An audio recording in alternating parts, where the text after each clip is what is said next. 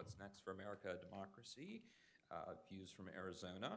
And this is a very distinguished panel to help us answer that question, or at least address it.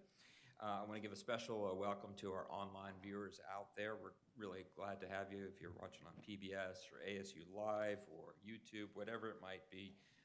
Thanks for tuning in. As many of you know, the Center for the Study of Religion and Conflict was founded in 2003 with a mission to advance knowledge of how religion shapes our world for good and for ill, particularly how it helps us to understand and address conflict. We do this through work on research projects, educational programs, and of course public events like the one you're attending today.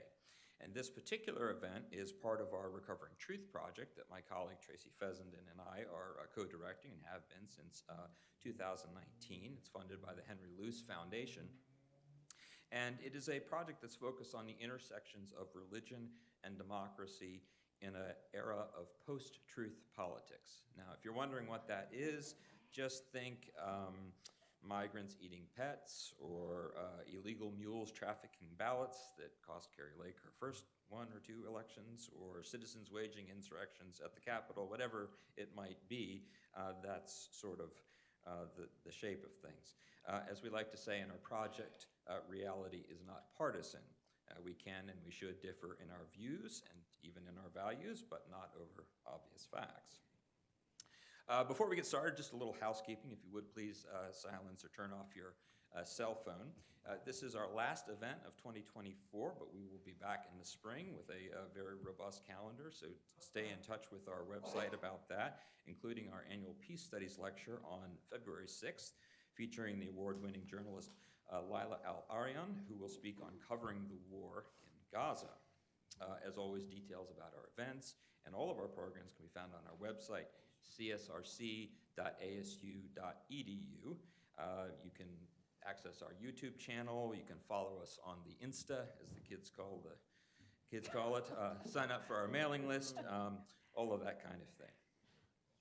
So today's event will be a moderated conversation followed by audience Q&A, and there'll be a few different ways that you can ask your questions. One is in person by just queuing up here on the right side, my right, sorry, your left, of the auditorium. If you're wedged into one of those middle seats out there, or if you prefer to just jot down your question, we can pass out some question cards and we'll collect them and share them that way. And for our online viewers, again, you can email your questions to csrc@asu.edu.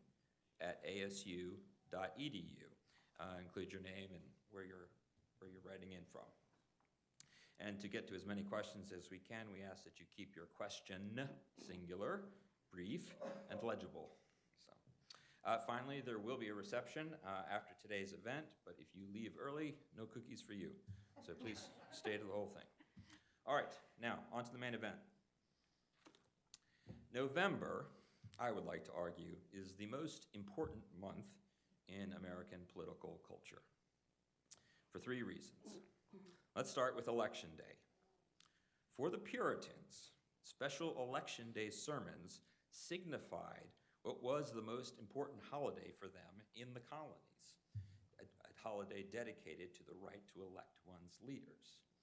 And of course, since that time, and including last week, specifically last week, over 150 million Americans exercised this right in what remains still the most foundational test and practice of democracy.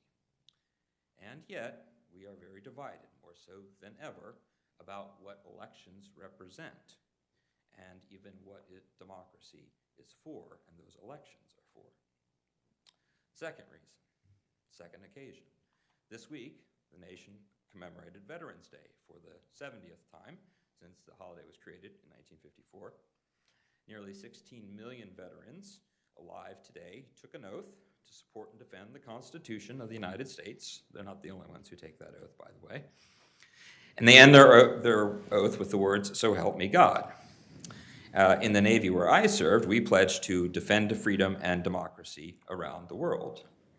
Yet I also happen to know that there were many veterans, myself included, who were a bit despondent on Monday, wondering whether some of their fellow Americans and citizens had actually voted to give up on democracy, or already had.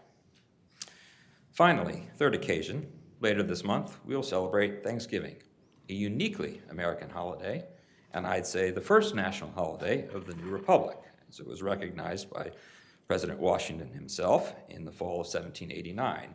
His words were that we would call this a day of public thanksgiving and prayer to be observed by acknowledging with grateful hearts the many signal favors of Almighty God, end quote. Yet, we also know that Thanksgiving is a time for gathering around the table with relatives, some of whom do not share our own political views. Many people will wonder this Thanksgiving how we even belong to the same country, let alone the same family. And in such moments, it can be hard to feel grateful. Today's panel seeks to help us make sense of our current November moment of 2024, to take stock of the complex picture and political scene here in Arizona. As a swing state, we all know that Arizona is a microcosm of the nation as a whole, and we might even be a bellwether someday if we can finish tallying our elections up a little bit sooner. Sorry, Steve. I know, it's a legislative issue. I know. Depends if you ask the internet or not. We also must see that the promise and work of democracy is never complete. It requires ongoing reflection, reevaluation, and renewal. It requires civic dialogue and engagement, and lots of work. These are equally important topics before us today as we think about the Arizona and the America we want. That is not simply what it means to make America great, but to be worthy of such greatness. To assist us with this task, we have assembled an all-star lineup, very distinguished local, civic, religious, and political leaders dedicated to upholding our democracy and serving the people that constitute it. And I'm going to turn to introducing them now, and then I'll get out of the way. Rusty Bowers is former Speaker of the Arizona House of Representatives. In 2020, he resisted efforts by President Trump to undermine or overturn the state's election results. He later testified before the House Select Committee investigating the January 6th attack on the Capitol, emphasizing the constitutional duty over partisan interests. He also received the JFK Profile in Courage Award. To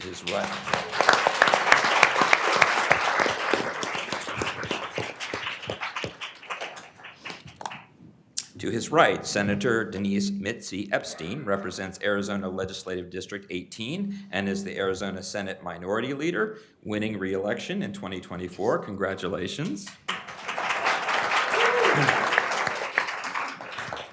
She is the state senator for many people in the audience. She has supported election integrity measures, advocated for voter rights. Her other legislative priorities include education, economic growth, and fostering civic engagement across Arizona communities. To her right, Stephen Risher is the Maricopa County Recorder. He played a pivotal role in defending the legitimacy of the 2020 and 2022 election results, emphasizing accuracy and transparency in Maricopa County. He has been the subject of many national media profiles, as well as the target of political defamation and criminal threats even to him and his family. Finally,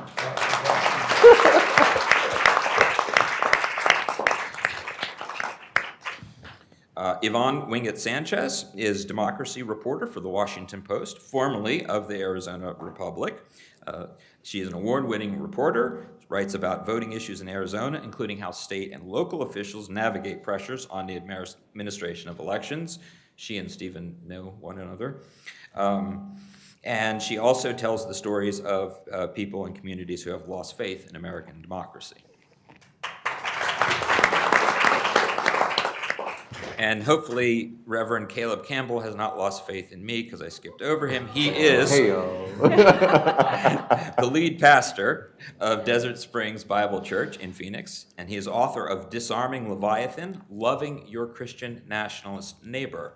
He has publicly addressed the challenges of political polarization within evangelicalism, critiqued the influence of Christian nationalism, and promoted a more inclusive, spiritually grounded vision.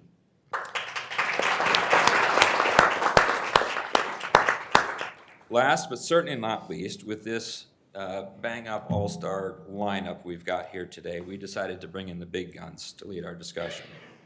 So moderating today is Stephanie Tsai, correspondent and news anchor for PBS NewsHour. She is an Emmy award-winning journalist, previously worked at ABC and Al Jazeera.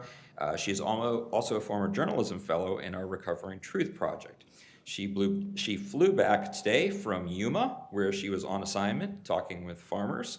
And we've asked her to moderate, not as a politics reporter, she is not, but to use her words, her beat is Americans. So let's thank all of these folks for making time for their busy schedules to join us. And with that, Stephanie, over to you. Thank you so much, John. So I'm looking at this panel. An evangelical pastor, a journalist, an Arizona Democrat, and two men who have been accused of being rhinos. You all walked in a bar. What a distinguished Rusty panel. doesn't go to bars. Rusty doesn't go to bars, yeah. Yeah. You were forced to walk into a bar. As I was thinking about this panel and how we wanted to, within an hour, discuss the issues at hand, I thought you all do have something in common, and that is you are all in spheres that have been disrupted by the ascendancy of President-elect Donald Trump. And it's amazing that you got through that intro without saying the president-elect's name. Whether one considers him a fascist or a freedom fighter, the results from this election suggest he is more popular and influential than ever. So let's start there. And I want to go to Mr. Bowers. Can I call you Rusty? Sure. Okay. Rusty, I believe I am the first journalist to get your reaction on what happened. And given that you went mano a mano with President Trump back in 2020, that you received a personal phone call from him and his attorney, 2 phone calls, trying to get you to alter the will of Arizona voters. I'm curious, when you woke up on November 6th, I don't know, maybe you stayed up late on November 5th. I'm curious what your thoughts and emotions were.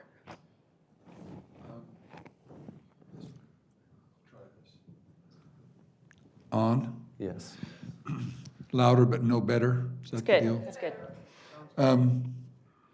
I was very, having seen what was happening the night before, just in a couple of states where I thought, that is critical. That's a fulcrum move where he's in that position. I've started to expect, because I did not think he would do as well as he did. So there was an element of surprise. I'm not angry. I don't see the value in that, but I am very, very wary, and with the appointments recently, even in the last few hours, of people who will govern major government agencies of huge importance, I better be careful. It is, I'm thinking, and I thought that others might be not be respected around the world. I'm wondering what Xi Jinping thinks of our new Secretary of Defense. I wonder about, actually the State Department pick might not be too bad. So there are surprises in it, and some surprises as in shock, just shock. So we're in for a ride. I hope we make it through. I think it makes sense to sort of go down the line a little bit, at least with the first 3 of you elected officials. Senator Epstein, do you want to just give your quick reaction? Yes, quick. I was depressed for 3 days, could barely move. I know a lot of other friends were. We sought each other out. We ate chocolate, and according to the Harry Potter view, we got to feel better soon. But I cling to 2 really important results in Arizona. And one is the voters of Arizona were able to do the math to see that Prop 138 was a pay cut for tipped workers. And so, yay, Arizona voters saw that and they shot it down 70%.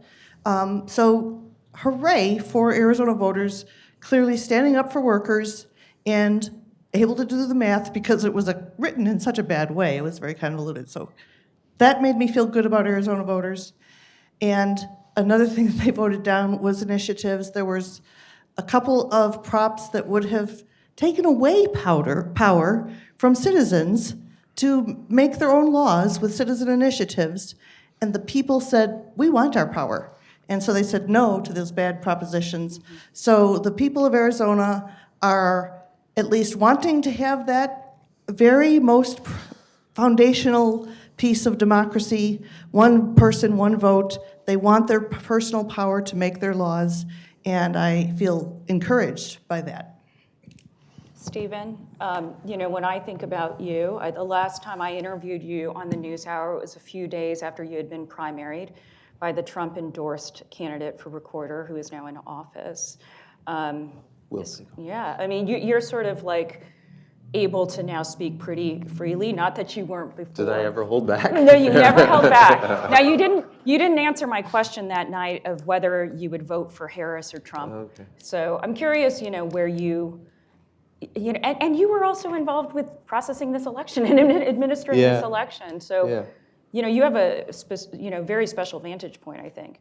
Yeah, how I felt after the election, the good, the bad, and the ugly. The good was that it was over. It was coming to the end. The good was that the doomsday scenario for us was that the Electoral College wasn't decided by the time it got to Arizona and Nevada, and everyone came to Arizona, and we were the epicenter of the universe. And so we had about 200 media members with us on the Monday before Election Day, Tuesday, and then they were with us on Tuesday. And then on Wednesday afternoon, I went out into the media tent, and they were all gone mostly. So that was great. You're welcome. Yeah, so I like you all, minus one or two. Other good stuff, it went well administratively throughout the country. I think that's been something that has been a real focus, and that was something that election administrators throughout the country needed to not commit unforced errors, and I think for the most part that was true. And then there are very few people who are talking about a stolen election right now. And there were some real fears. There were some real fears. I will tell you that in some of those pro-democracy conversations, there were some real fears that it would simply shift over to the other party if Donald Trump won the election. I have not seen very much of that, only on like the internet level, but from no high-level leaders. So that was good. The bad, some of the results didn't go the way I wanted them, and some of them were pretty personal to me, so that was bad. The ugly, I've spent the last 4 years of my life trying to show people that the 2020 election wasn't stolen, that our elections aren't stolen, and I hope that the subtext of that was that anyone who says that the 2020 election was stolen is undermining democracy and is hurting our society. And the results of this election lead me to believe either I didn't convince them, or they didn't care that much, or they cared more about other things. And so that was just sort of a realization that started to settle in on me. And then I started thinking about what I'm going to do in 2025 and play a lot of pickleball instead. And so that was all good, yeah. But I'm going to go back to some of those issues. I do want to bring in both of you as well. Pastor Campbell, when I was in church on Sunday, the post-election Sunday, the pastor basically acknowledged that like half the congregation was in lamentations, half was celebrating, and a good number of that half was maybe also feeling a sense of regret. You are pastor of Desert Springs Bible Church here. I'm curious how you addressed your congregation and sort of what the vibe has been from your point of view. Yeah, similarly, there's a good portion of the congregation that's feeling relief and some feeling anxiety. Oh, I'm sorry. Is my mic on? I think. Oh, speak up maybe a little bit. You want me to speak louder? Pretend this is your pulpit. Hello. Okay, so Yeah, so there's a portion in our congregation who were anxious and some who were at rest. There was no combativeness, which I was really glad for. In 8 years ago, there was more name-calling, caustic behavior towards one another, people slamming each other. And so a lot of the work that we've been doing is however you vote, the kind of person that you are to one another really matters. So we got to see some of the fruit of that. And I saw that in our congregation. I also saw it in our community. I don't think we've mentioned it, but I served as a poll chaplain on election day. Yeah, I saw that. And one of the things that I was really glad for is there didn't seem to be any violence. Right. And with the amount of violent rhetoric, I was very concerned. And moreover, standing at the polls and watching people come in, I was also encouraged with the amount of first-time voters that were taking pictures with their family, and that was done peaceably, and they were engaged in that process. So at the same time, I think in many religious organizations, especially evangelical spaces, there is a lot of combativeness that's being propagated from the leadership, and that causes me also a lot of concern, especially as we go into the next 4 years. And we will also delve more into that issue.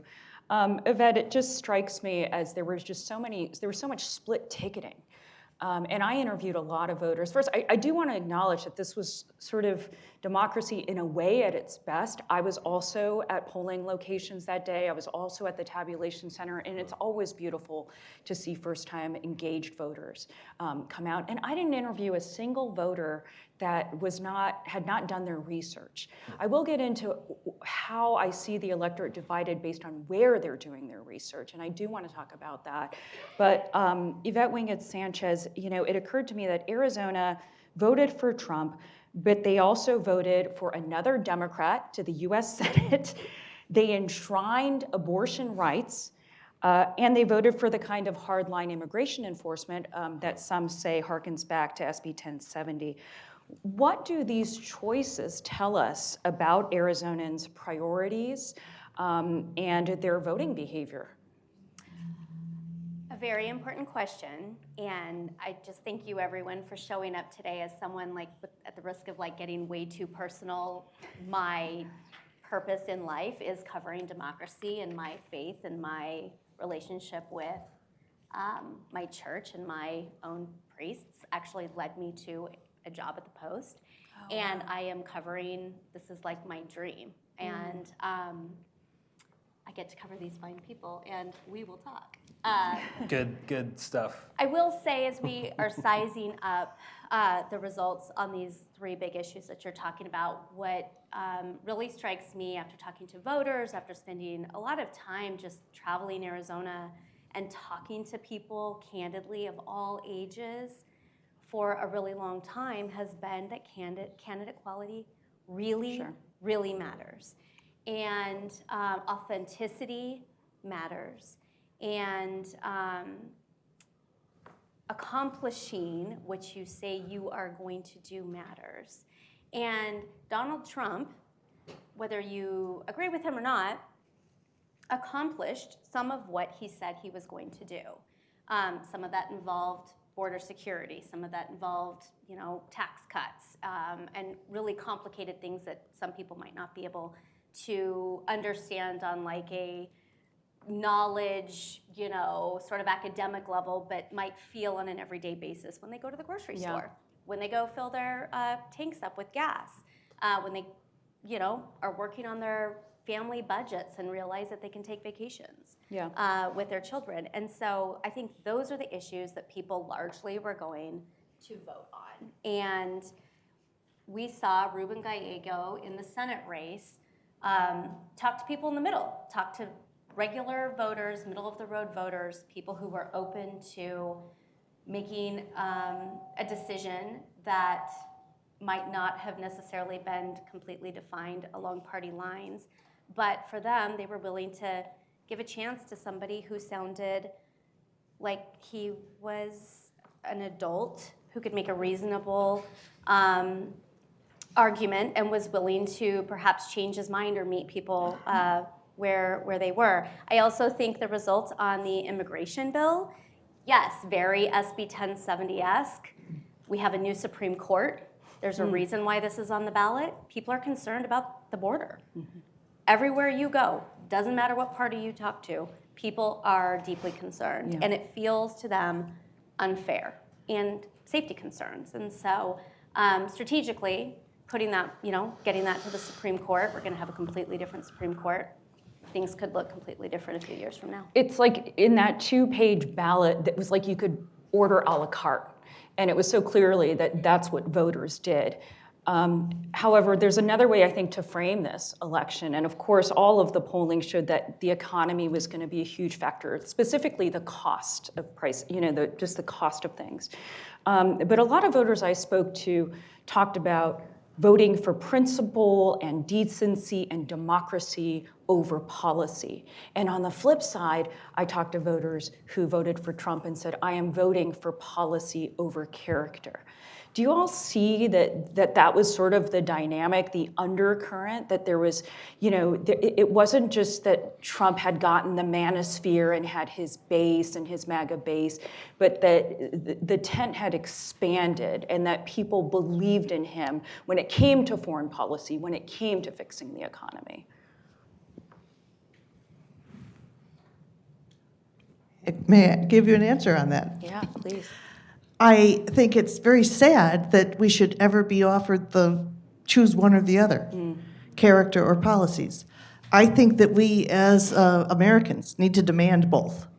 We should never, ever, ever again have the choice of a decent human or policies that we like. Why can't the Republican Party come up with a decent human? Well, they had one in Nikki Haley. And rejected her. And that is very frustrating in this year when women in particular are feeling very, very frustrated and angry about the results. But I think that the price of eggs has become the banner of this. And so we are, as politicians and as a person who is trying to help people to solve problems, especially public policy problems, the price of eggs has been keenly front of mind. And yet, when it comes to policies, the policies that would go directly to that, let's stop price gouging, was what Vice President Harris said. Let's stop mergers and acquisitions so that we have actual competition and capitalism can work when we have competition instead of only 4 retailers and grocery stores. Those are the things that could bring prices down. Those are good policies that work. But I feel like the voters chose the guy who said, let's punish China and let's punish immigrants because immigrants are all criminals and rapists. And I think that what I have to learn from that is people have very, very strong feelings. And I have to recognize those feelings as the representative of the people. And at the same time, as a leader and in a sea of leaders, we all have to step up and lead with care and learn to love the people we care about more than we are angry at somebody else. And my goodness, we have to stop scapegoating. So we're not going to solve our problems by saying it's all China's fault or it's all the immigrants' faults, it's all the, you name it, insert group here. That's not going to solve our problems. But it certainly was important that Donald, the convicted felon Trump, president-elect, pointed out that people have really strong feelings and fears, and he tapped into them, and we need to pay attention to that. To the other elected officials, Rusty and Stephen, I wonder if anything that Senator Epstein just said conjured up anything for you, especially because you have, I assume you still have Republican conservative policy values, whether or not the Trump administration necessarily reflects those. I wonder if you have a response to her. I have a conservative values, but not Republican conservative values. And I think there's a big difference. But Mitzi, I've known Mitzi a while, and when she plugs in the policy, I sometimes, Mitzi, think, turn off the tape recorder. It isn't multi-conglomerate that makes Clint, Hickman charge more for eggs. I mean, there are real costs Yeah. that are shifted, and it isn't because there was a merger of, Fry's and somebody else. But the upshot is, one of the big problems we all face is spin. Everything in this election was spun. And, I mean, Ruben, I gave a presentation to my board of directors of EPCOR. I've since left them, not because of the presentation, but other reasons that are good reasons. And they asked me, what is your thought? And I said, well, I'm putting my blue star over on Ruben. And it isn't because I don't agree with policies. I just don't think that the Republican candidate knew what they were, did not even understand them, didn't understand water or transportation challenges, didn't understand the challenges in abortion versus adoption and the nuances for women. It was all dark eyeglasses leaning against the fence, and I kept thinking, when are you going to speak to the policy in a cogent way? I can't remember everything else you asked, which is, she looks at me and says, okay, that was awesome, but what exactly did you say? Stephen, you want to weigh in? I don't think democracy was a top 3 issue. Yeah. And in 2022, I think many national pundits said that democracy was on the ballot and democracy won. I cautioned against that because democracy lost in the primaries that year, and then Democrats won. And there's a difference between people just voting for the Democrat because they prefer the Democrat's policies or they prefer the Democrat as a person versus they voted for the pro-democracy candidate.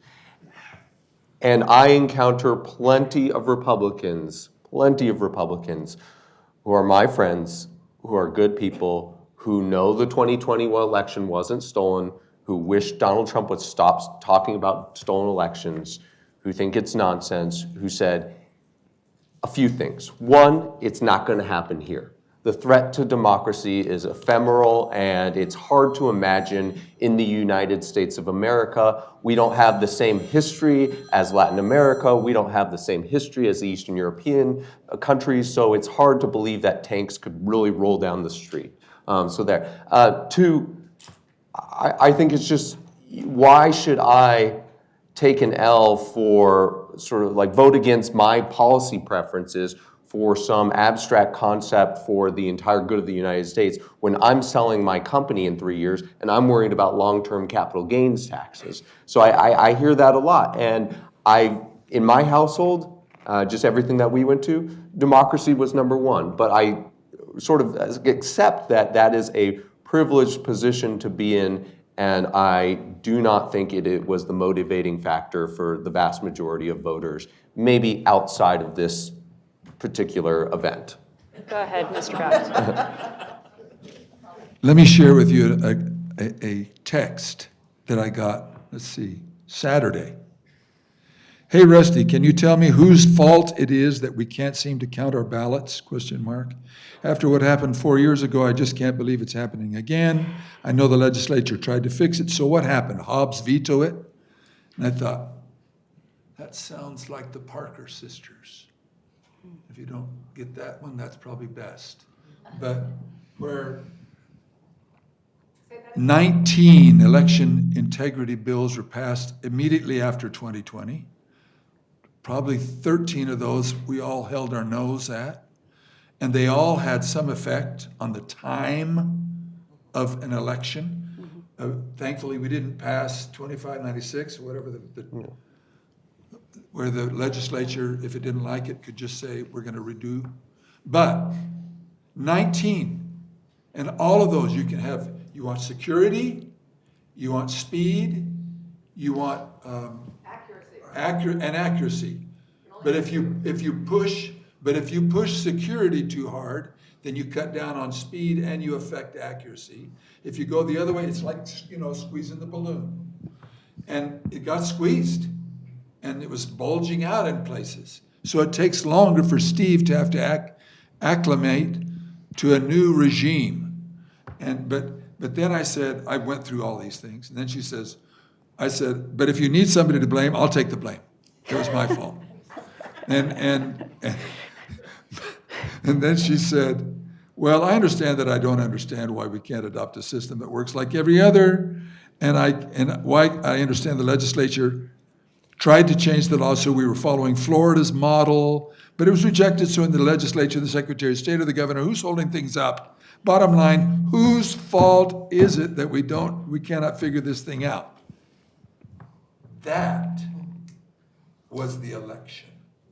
Whose fault is it?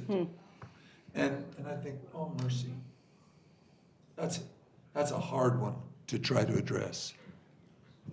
Yeah, you're kind of getting at, I think,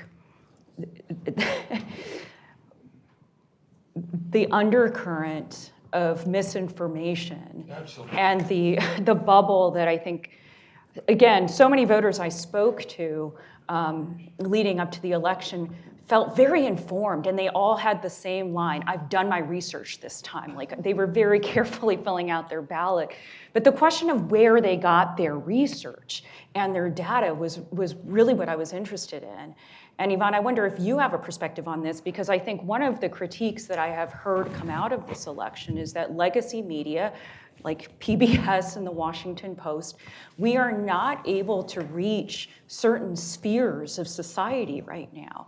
And we know that the trust issue is part of that. They're not coming to us. They are going to these micro influencers and macro influencers. I mean, Joe Rogan gets 22 million views or listeners.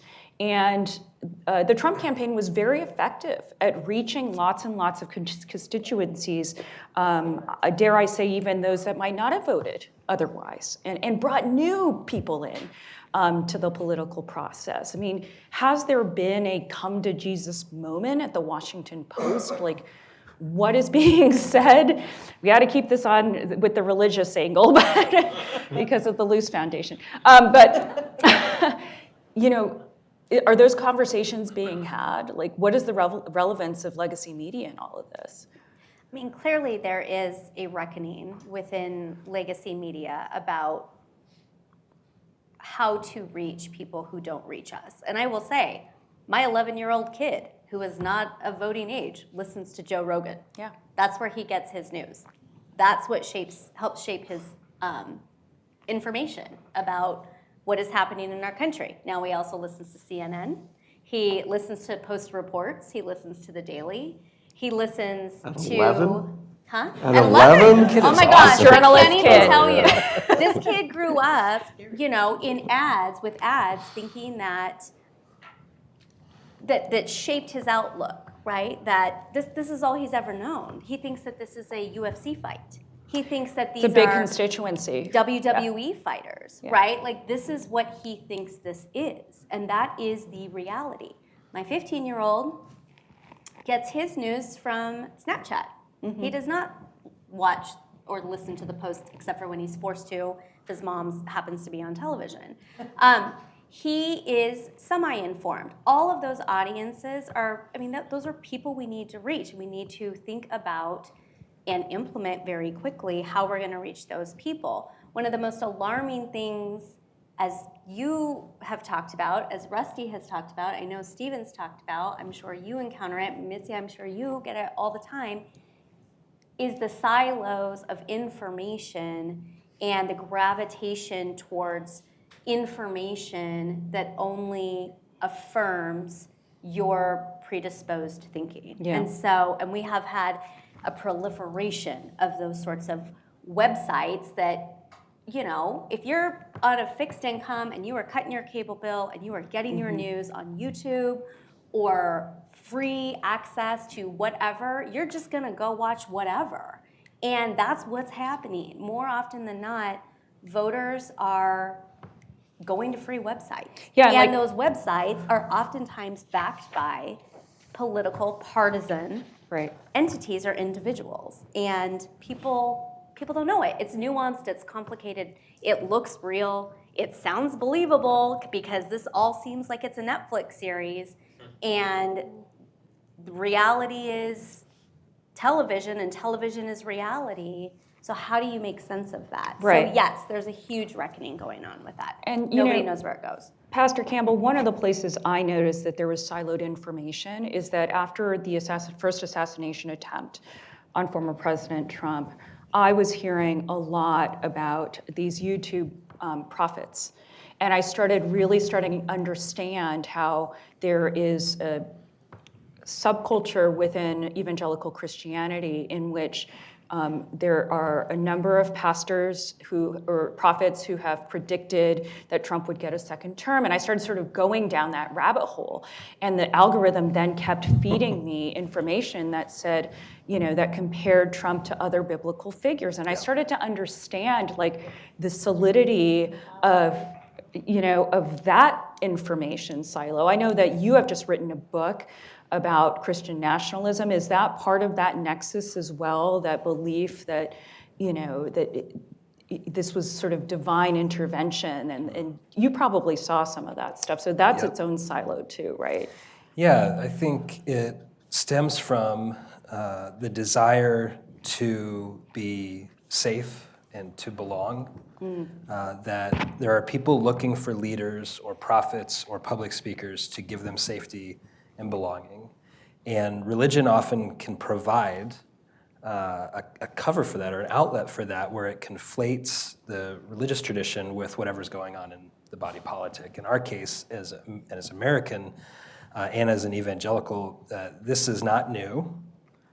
For, since the 1600s, people in my profession have quoted Holy Scripture and then draw a straight line to whoever's running for mayor or city hall or what we should do on this policy.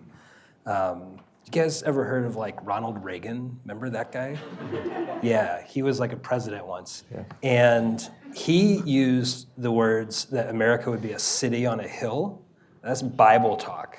And he picked it up from John Winthrop, who used it in the 1600s. So that tradition of like the Bible being held in high esteem by Christians and others as well. And so there's an authority there, and there's power there. There's also unbelievable stuff that happened in there. Like in my faith tradition, a man died and then rose from the dead. Right. And so inside religion, you're inviting people to believe things that on its face are unbelievable. And there's a power there. And so then to leverage that power and say, well, this person is just like King David. Right. It imports all of that power and respect, safety, and belonging into the political moment, which I'm not going to preach, which always,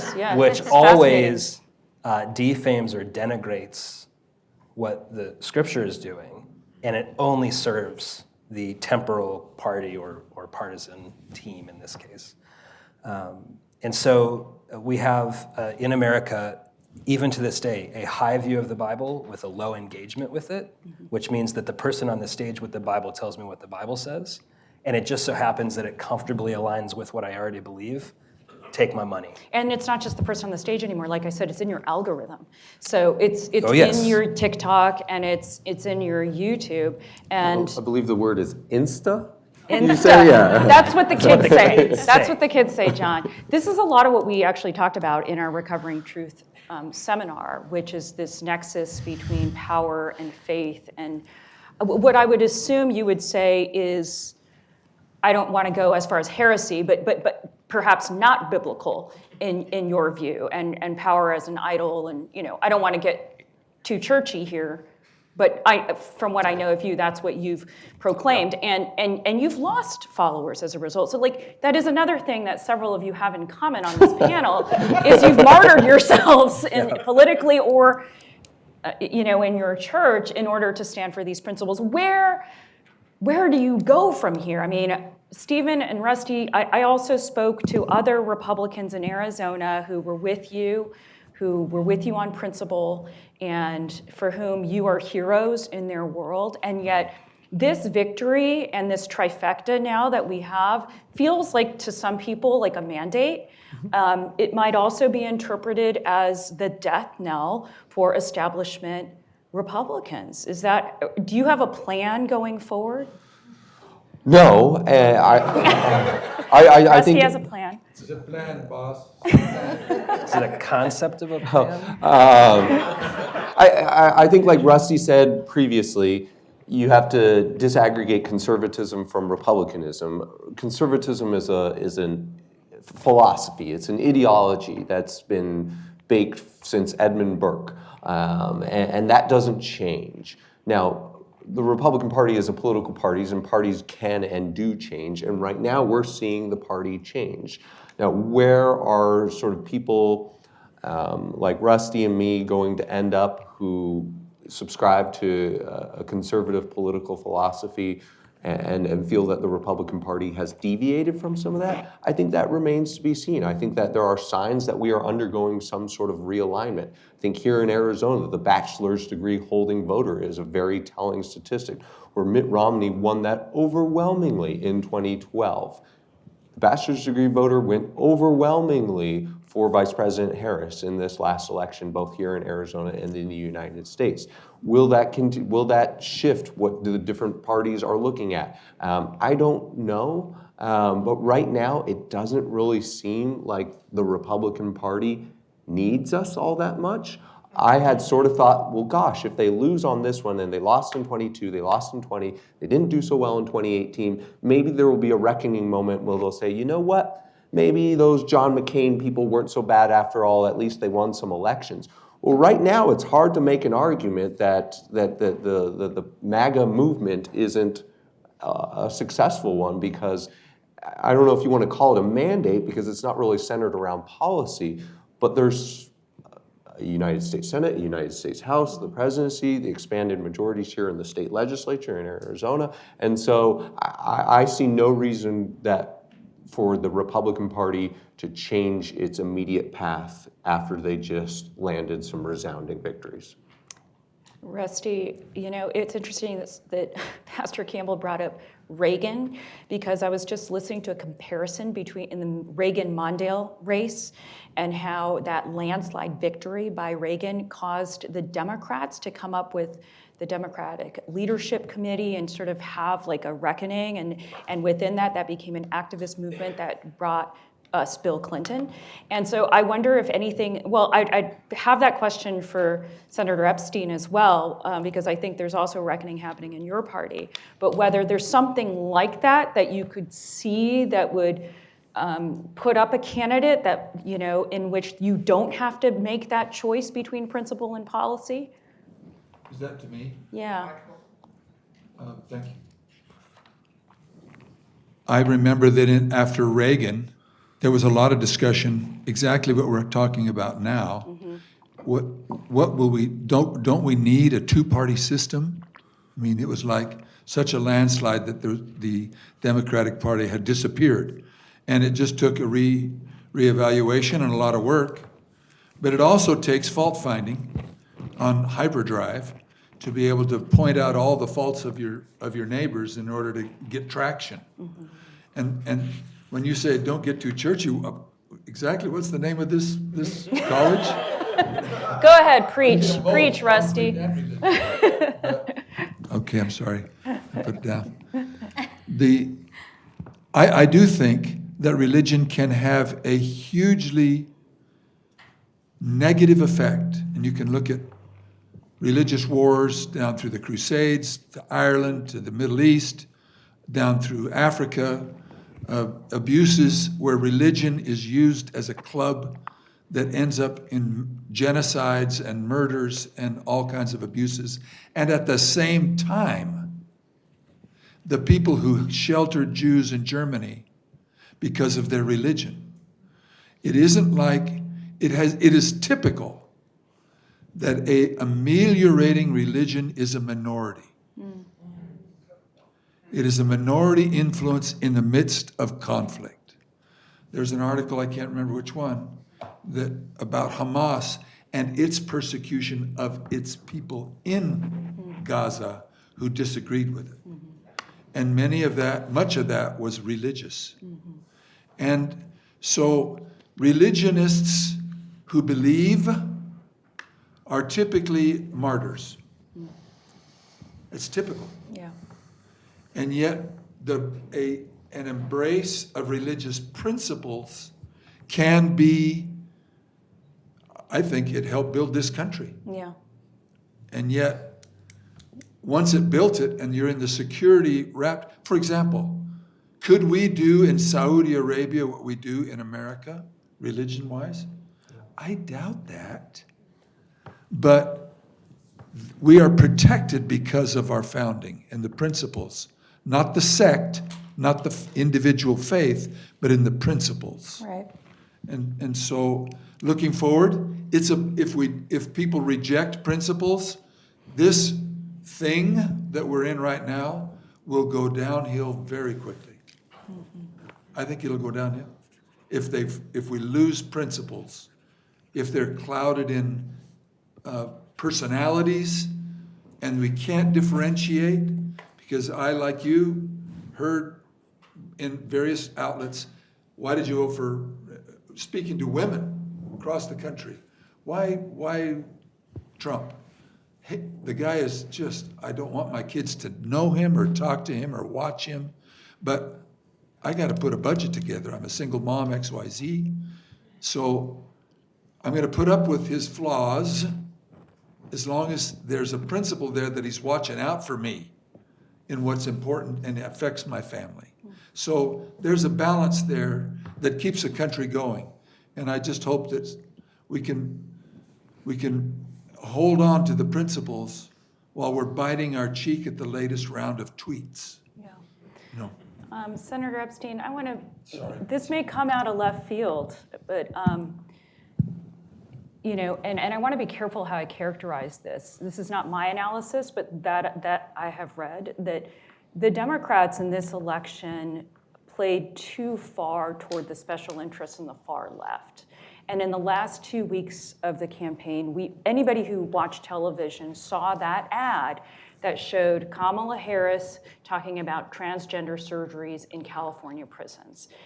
And that is another thing I heard from voters. And this may explain, in part, some of the Hispanic support that went for Trump, which is that there was a sense that maybe the Democratic Party has played too far toward these sort of issues that might end up alienating other segments of the population that they would want under their tent, including, you know, not just the religious right, but just people who have certain values for whom that doesn't resonate. Do you think that your party needs to have that discussion? Is it having that discussion? That's a great question, so thank you. I think it is important for us to take a look at why many of our races were lost. And just so the question is, you know, did we play too far to the left? I have to tell you that when President Biden stepped aside, I had reached the point where I realized I don't care about anything else, but the replacement has to be Vice President Harris, because the Democratic Party stands for competency of the person, regardless of their race or gender.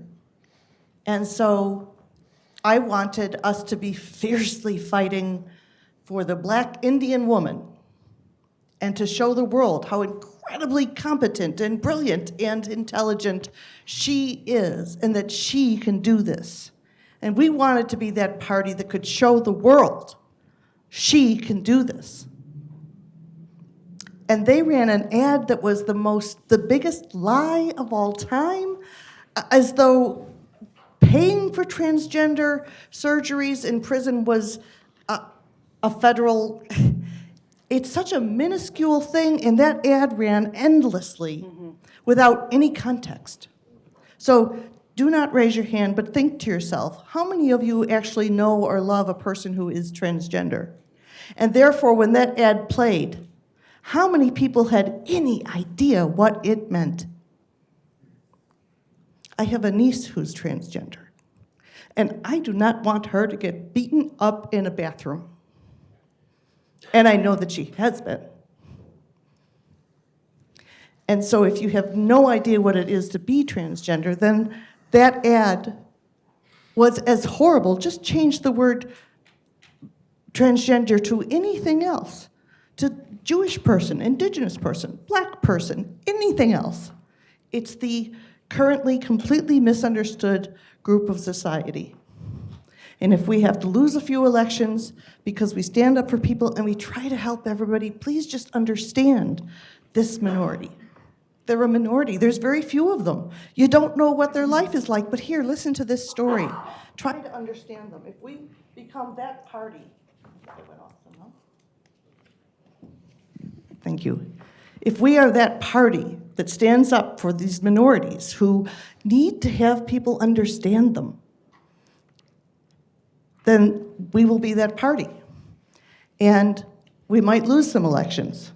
But we certainly have not accomplished the job of helping people understand about what it's like to be a transgender person.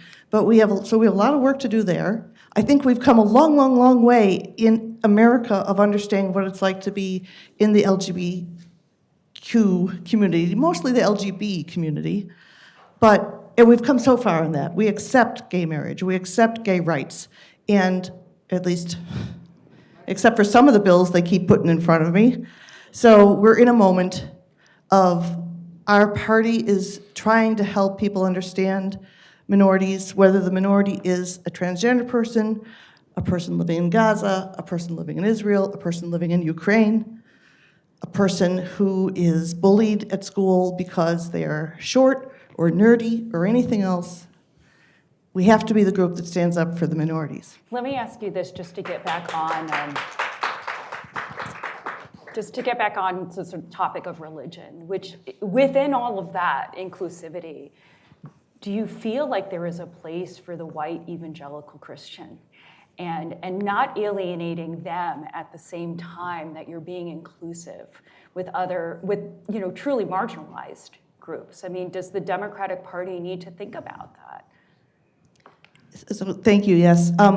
The white evangelical Christians that I knew growing up, I was raised Catholic, were, as far as I could tell, just lovely, loving people who cared about others and wanted others to learn the love that they knew in their religion. It was a religion of love. Mm-hmm. Right. Some of what we're seeing in the political piece of it is not a religion of love. So if we're talking about Christianity as a religion of love and caring for your neighbor, then we got a great place, lots of foundational common ground.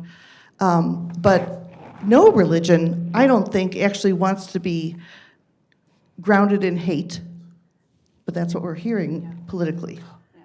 Go ahead. Can I just point out two ironies, is that the Republican Party has, for the last 30 years, sought to create a multiracial, multi-ethnic coalition that can win elections. It achieved that in this election. It didn't achieve that in previous elections. Donald Trump did better with Latinos and with black voters than any Republican presidential candidate had done in quite some time. So while that might be the professed platform of the Democratic Party, Donald Trump ate into that.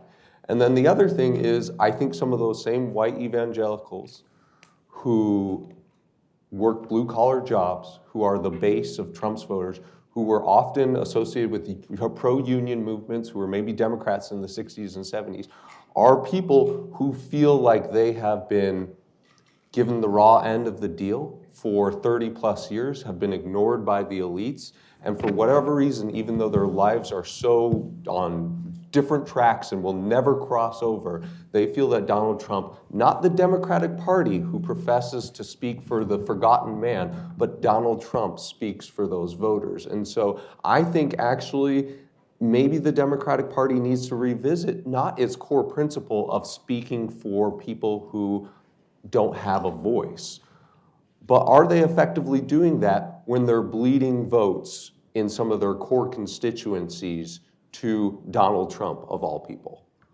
Can I just add to that? Because I get the question all the time of, democracy being on the ballot. And I think what you touched on there, like it wasn't in the way that maybe we think about it, right? Like this concept of democracy and the guardrails of government institutions.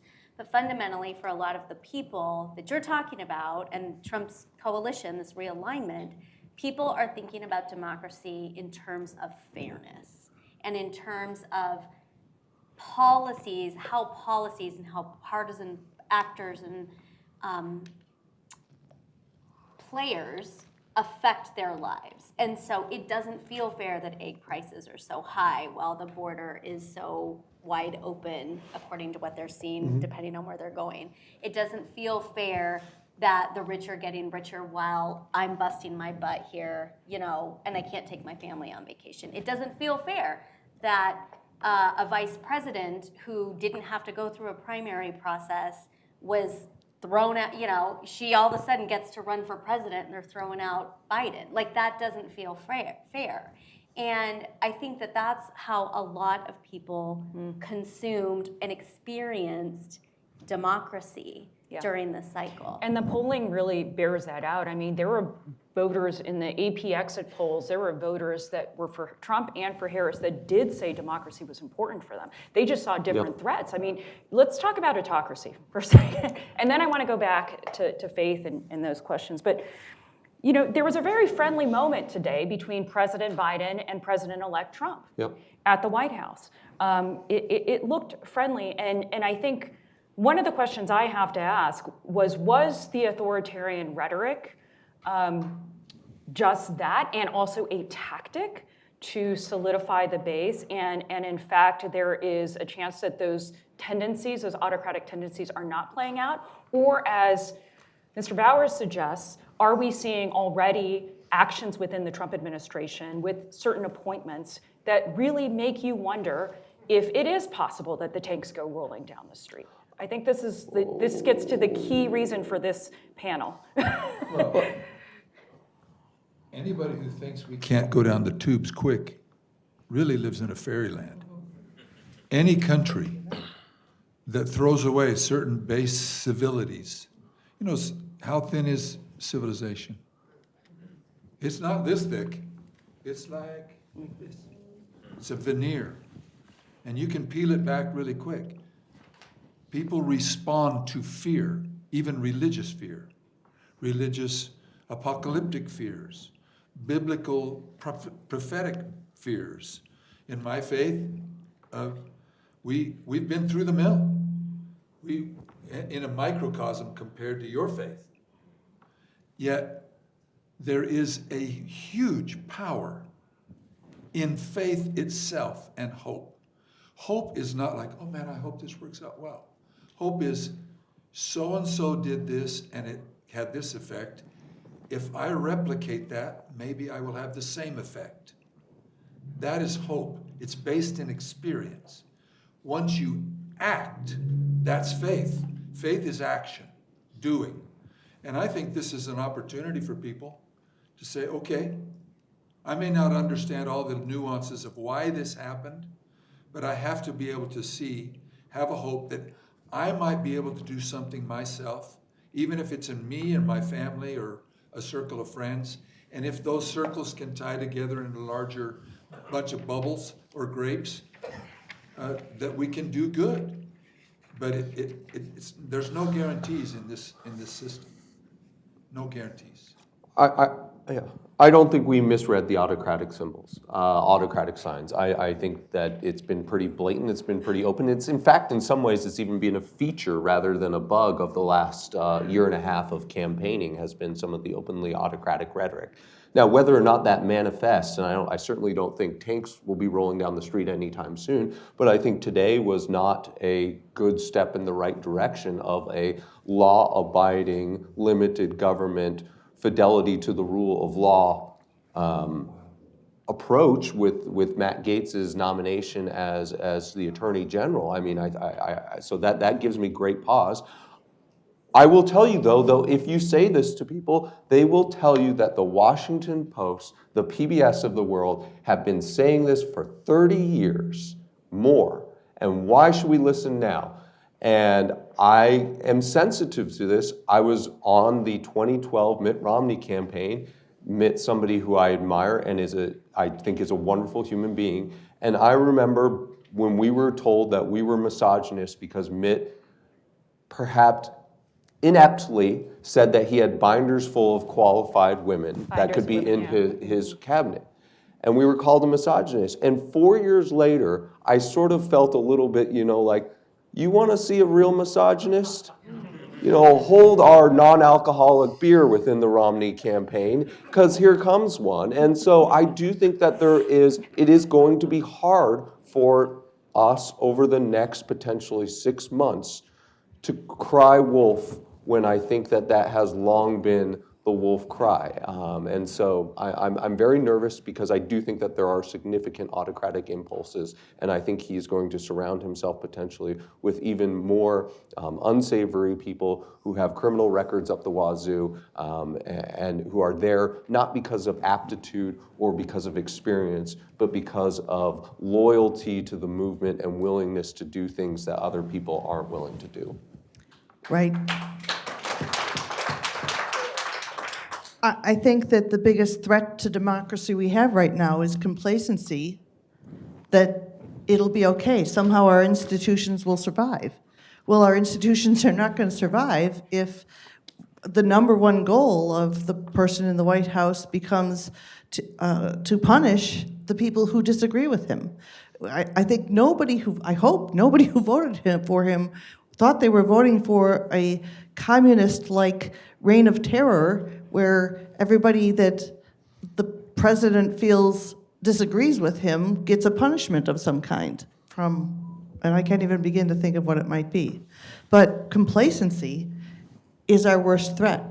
We have to be on the watch. We have to complain when we see a post made that is wrong, and occasionally when something goes well and a good person was put into place, let's applaud that, and let's try to help give this government and this leadership some direction from us.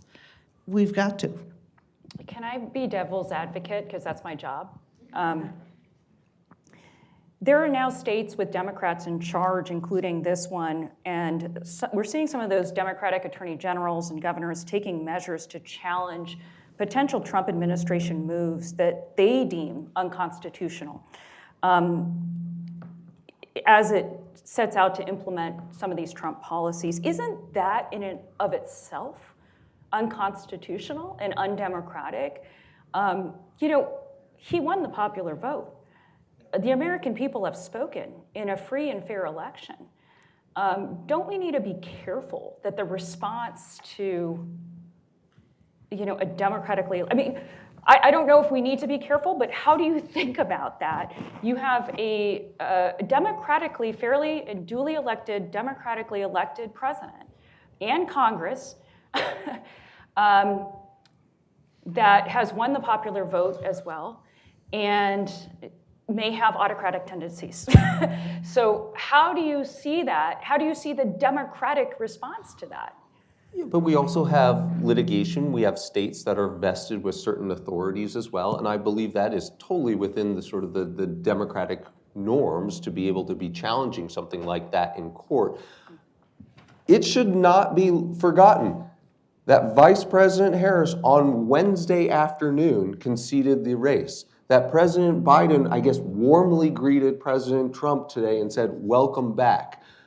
That, had they not done that, then they would have been behaving in an anti-democratic behavior, and they would have been ignoring the popular will of the people. They did not do that. As far as challenging things, I think that's certainly within the purview of states' attorneys general. I think that's actually a good thing for that to play out. I think that actually, if you look at the three branches of government, I would say the only one that's conducted itself fairly admirably over the last 4 years has been the judiciary. Well, I think it's going to be put to the test again. I see some shrugs there, but let's keep in mind that these things were tested. Donald Trump staying in power after the 2020 election was tested, and every single court, none of them gave any credence to any of the stolen election theories. And so I think that this is one mechanism that the minority party and that the states have to be able to put a check on what now is a very strong, very commanding majority in the Congress and in the executive. But don't you fear that the commanding presence numerically in the Congress seems to be a little bit more subservient to the executive than to the Congress itself? Well, I think, as our outgoing senior senator said, gosh, a lot of people didn't like me for preserving the filibuster. What do you have to say now? And so I think that there are some things that do still prevent a simple majority in the Congress from steamrolling the minority. But there's no doubt that there are going to be things that they're going to do that are going to further the Trump agenda. But they should, I guess. They just won very handily.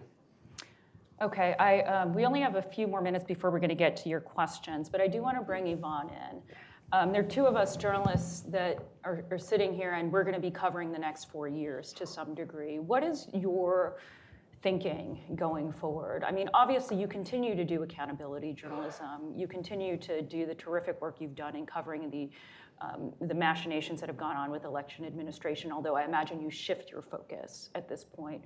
But do you feel like any sort of certain purpose or frustration going forward? And what role do you think you'll have in covering this administration? I don't know. I have a lot of things I could say. I know it's hard when you're on the record. Yeah. Over drinks, we can talk.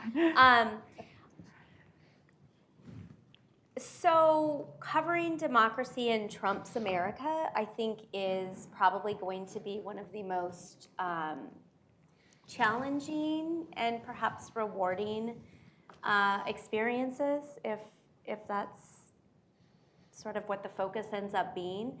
I think there are a few things that really excite me about that. One of them, I love people. I love telling the stories of people. I love telling Rusty's story, telling Richard's story, which hopefully one day he will allow me to do. But really being able to get in deep and tell the stories of the people who are carrying out policies or proposals that might meet resistance, like Senator Mitzi.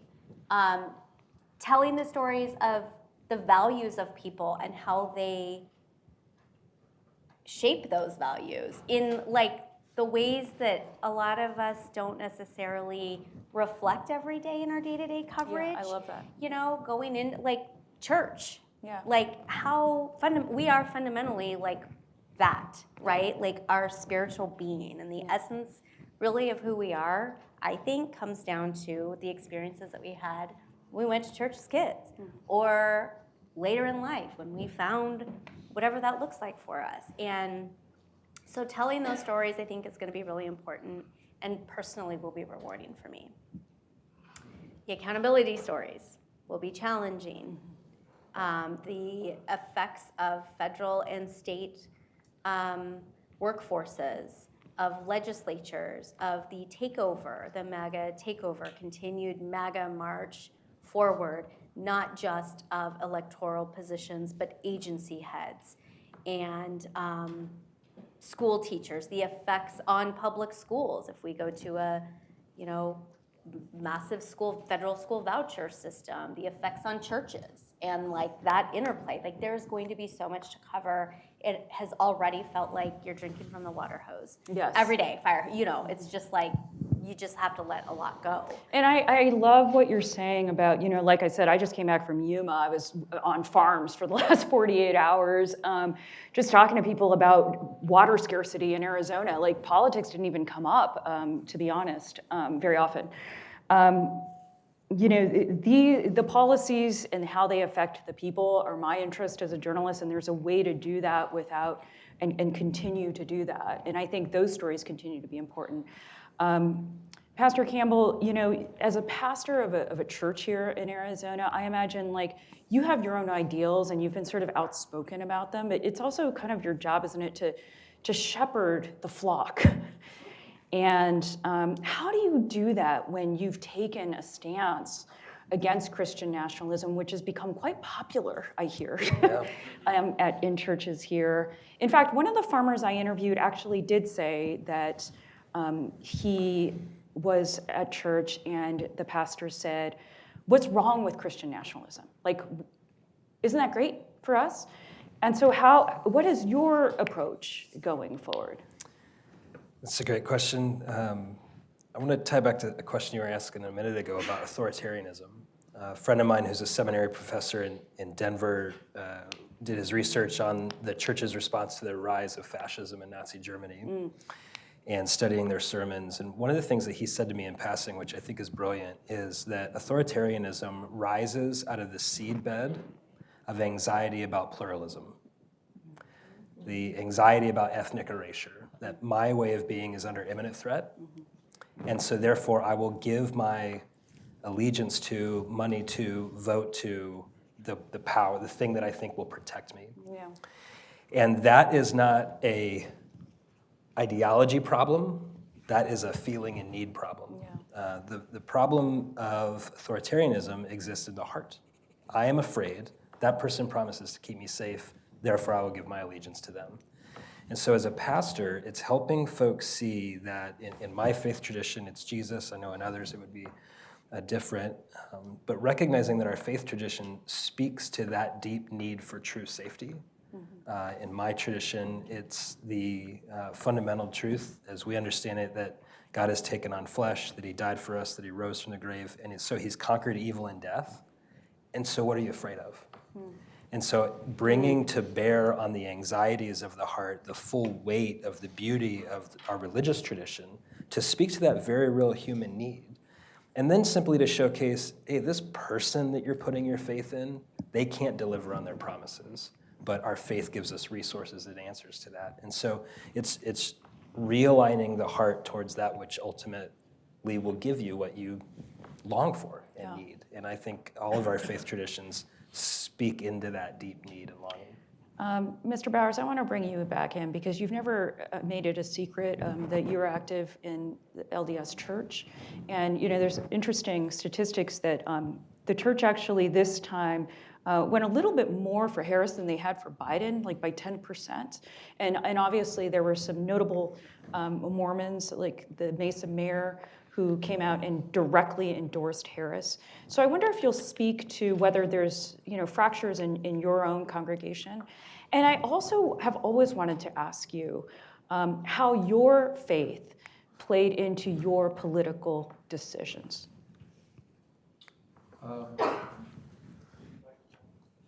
Thank you.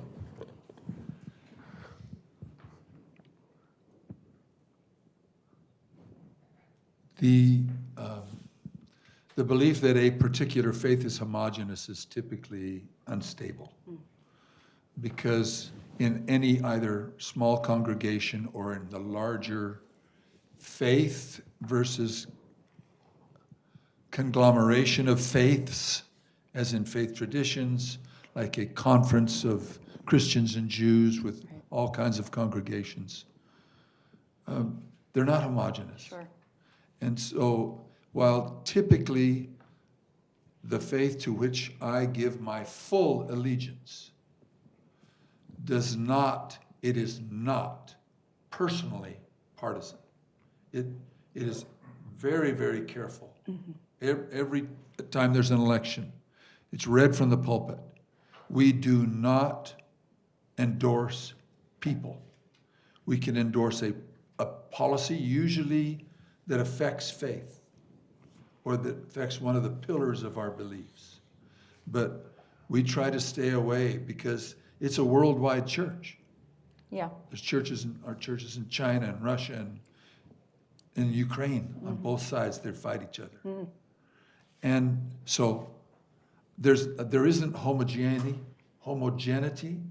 Is that a Homogeneity. word? Homogeneity. Thank you. Why do you have to be the professor all the time? I don't know. Just seeing a friend who needed You're it. good. Yeah. Thank you. I needed that.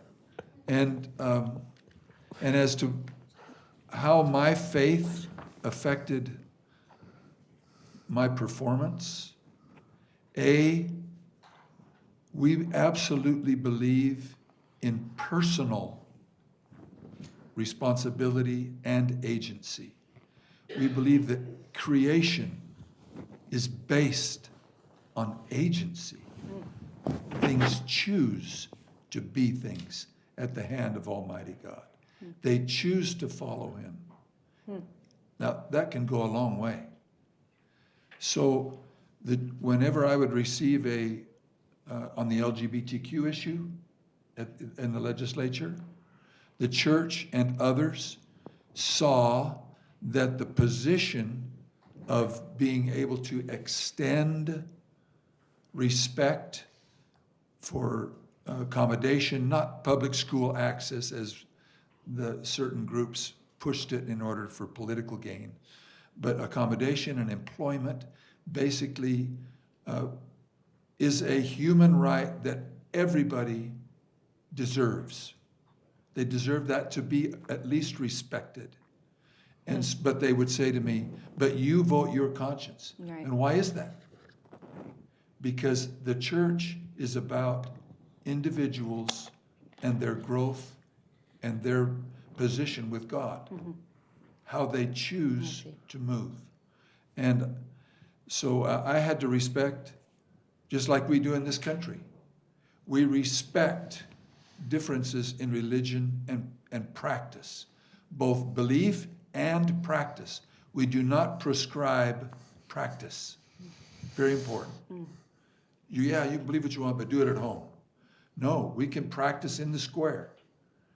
And so I had 90 members, 60 members in the House, and 30 that I had to divide with Karen Fann in the Senate. And I had to respect them across the board. So when one member wanted to give a very humanistic prayer, and others said, that's not a prayer, I had to stop it right there. Say, you can't prescribe practice in our country. If someone wants to pray to a tree, that's their privilege. And it's not my practice, and it's not my belief, but we have to respect that in order to maintain the integrity, the cohesion, one of the aspects of cohesion in the country. Is that an answer? Absolutely, and the moral lucidity of all of the panelists here is so impressive and inspiring, and that it was a really nice note to end on, the moral clarity of all of you here on this panel, because I know John didn't want me to end with doom and gloom. We're not ending, actually. We're going to get to some questions. And I'm going to steal one of your microphones if I may. Thank you. All right, I'd like to take this opportunity to welcome you down to the aisle here, and you can ask your questions. Again, if you have a brief question, make sure it's both. And I'm also going to step in from time to time to take on a few questions from our online audience. Come on over. You're going to get to ask your own questions. If you want, you can come up around the back there too, or the front. That's fine. Okay. And Very sir, good. if it's easier, we can bring the mic to you. Yeah, we can do that Since it as looks like well. you have a So, mobility issue. I do want to start with just one online question real quick. Sure. Come on, you're going to be right next behind me. It's an online question about what we mean by democracy, or what democracy means to you. And the whole panel doesn't have to answer, but it's open question to someone who wants to take it. Particularly, what does democracy mean, and what is the difference between understanding America as a democracy versus as a republic? And do you feel that we are accurately portraying the framers' intentions, presumably in the wake of the 2024 election? I'll take that right away. Democracy is 50 coyotes and a chicken deciding what's for lunch. That's naked democracy. This isn't a democracy purely. Yeah. We're not the agora where we all sit around and all the citizens vote, one thing at a time.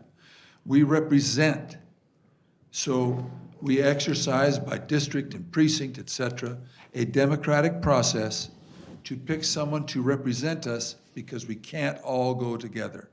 And in various forms at different levels of our Republican democratic republic, we exercise democracy, our personal vote and our personal choice. And the other party, if it will, 100% true, plus. What? Plus, hey, it can happen. Plus, our citizen initiative process in Arizona, that several other states have, is direct democracy. The citizens wrote it, the citizens vote for it, there's no representation in the middle, so we have a little bit of both here in Arizona, and it's lovely.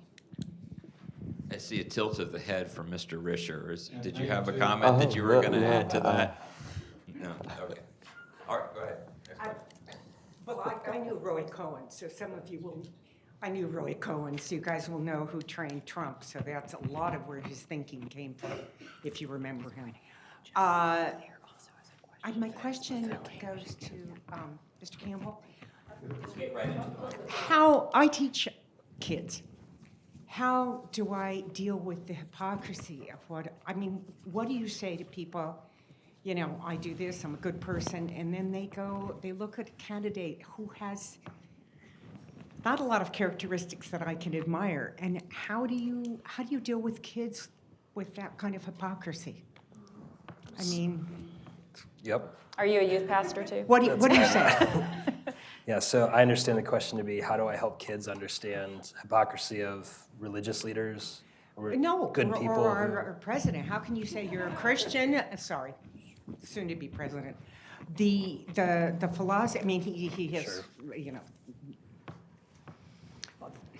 34 felonies. I mean, he has Okay. cheated on his wives. We have time. Yep. So I how? was trying to form a shorter question. Not in my nature, but Yeah. I think he's got it. yeah. In my religious tradition, and I think in many others as well, in our sacred text, there is the mirror up to humanity that we are all broken, and that there is special warning, at least in the Hebrew and Christian texts, that those in power, especially at risk of being abusers of power, and that the way that power can corrupt the human heart is spoken about. And so I think in our religious settings, for mine in a church, it's engaging the text and saying it ought not to be ever okay when we see leadership operating without character, without integrity. That's not okay. However, it is not uncommon. And so helping children navigate that's going to be, if it's my kids, it's me sometimes, although I don't belong to me. It's going to be extended family. It's going to be people in our churches, in our communities. And so the invitation, I think, that my religious faith gives is, so don't fix your eyes on those in power, but fix your eyes on Jesus. And he is the one that we're going to look to for our moral compass. And again, that's speaking as a Christian. And when we see bad things, we take on the role of the prophet, and we speak truth to power, and we say that's not right, and we speak for the vulnerable. Mr. Rogers, not the Reagan guy, the other one, the Rogers guy, Mr. Rogers from PBS. You mean the PBS guy? PBS, Mr. Rogers. Our guy. The sweater and the sweater tie, guy, yeah, the shoes, yeah. he was always changing the shoes. He answered the question of how do I help my kids navigate when horrible things happen? And he said, look for the helpers. And I think that's what I want to do, is I want to say, look at some of our local leaders who've shown integrity, because that's a modeling a better way for them. That's a great answer. We've been through an election where we've learned a lot about religion and conflict. If you could speak to the leaders of your faith about religion and peace, what would you say? What should they do to not only preach peace, but to make for peace in our congregations and in our homes, in our families and neighborhoods? If you could speak to the leaders of your faith.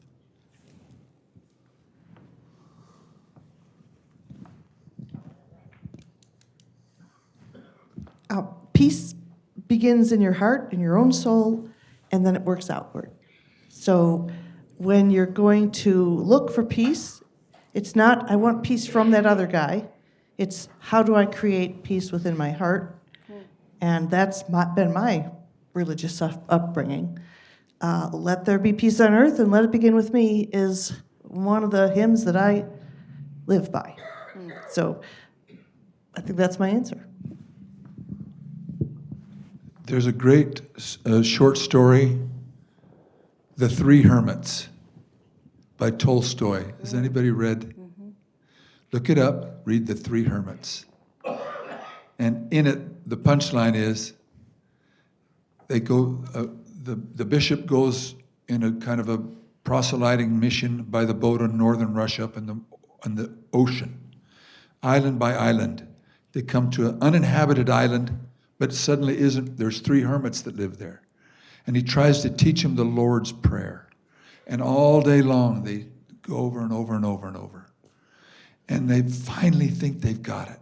He says, well, that's excellent, we've got to go. So they're now traveling on, it's dark, and they see a light behind them. And it's getting brighter and brighter and brighter. And it's the three hermits walking on the water. And they come up and next to him and they say, Bishop, we forgot. Can you teach us the Lord's Prayer again? And he says, I think you can, don't worry about that. Just whatever you're doing, keep it up. So the idea, when I saw that we were coming to the College of Religion and Conflict, I thought, now isn't that an interesting, that those are inextricably linked, when I don't think they are, which is probably a lot of the dichotomy that you deal with here. And for mine, to religion, it would be respect agency, protect your ability to practice, do unto others as you would have them do unto you. And I think, by and large, that is what people in authority or in position, better said position, in most religions that I can think of, say that. And the more we do that, I think that will help. And I agree with Mitzi. El buen juez de su casa empieza is the dicho in Mexico. The good judge starts in his own home first. Okay, so here's what we're going to do. We are at 6 o'clock. We're going to take a moment here to officially end and thank our panelists. However, wait, before you do that, however, I can also say we have this room for a little bit longer, and I anticipated that we were going to have quite a few questions. So we're going to do that. If you need to leave, you can. Let's take a moment now, thank our panelists, and thank our moderator, Stephanie Tsai.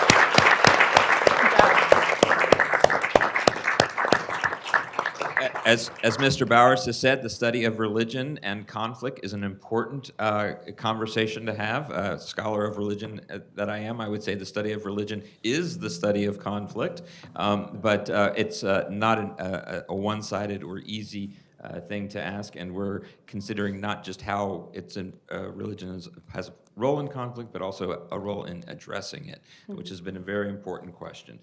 So with that, I'm going to turn to our next question, and then I'm going to bring the microphone over to you, sir.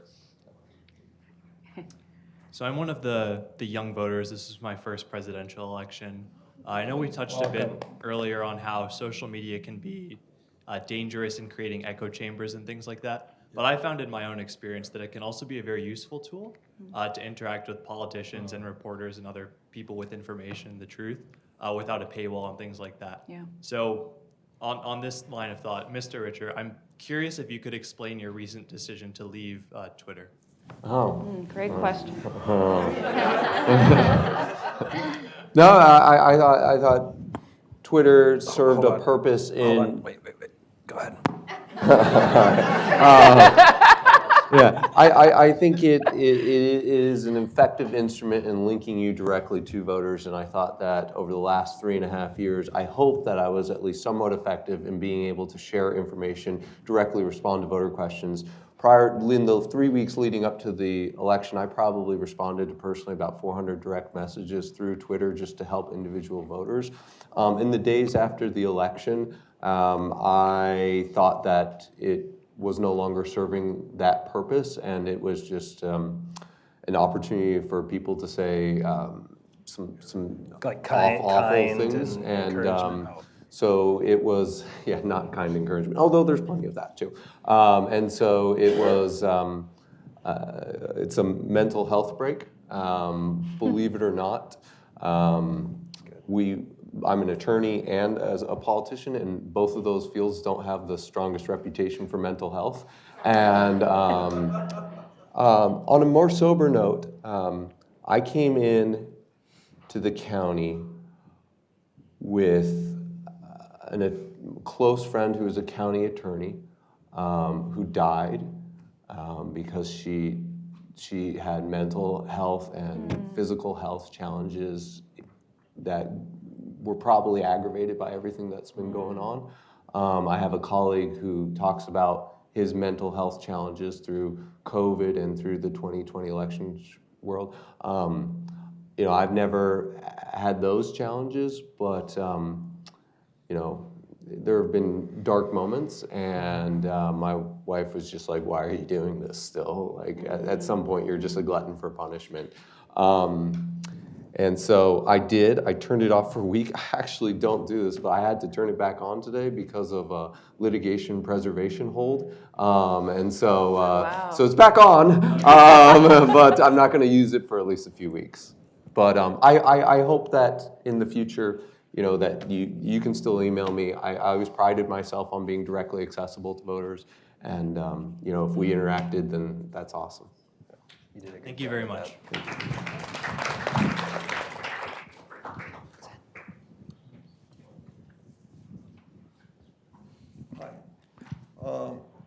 I am afraid of the world that my grandchildren are coming into, and my children.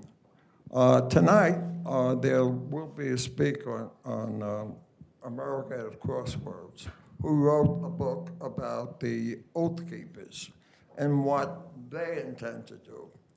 This world that my kids are going into, I feel that religionists have failed me and failed the children by not speaking out on what a horrible man this president is by his record, because not speaking out is sort of promoting or allowing the momentum of these people, the Oath Keepers, who Trump intends to pardon.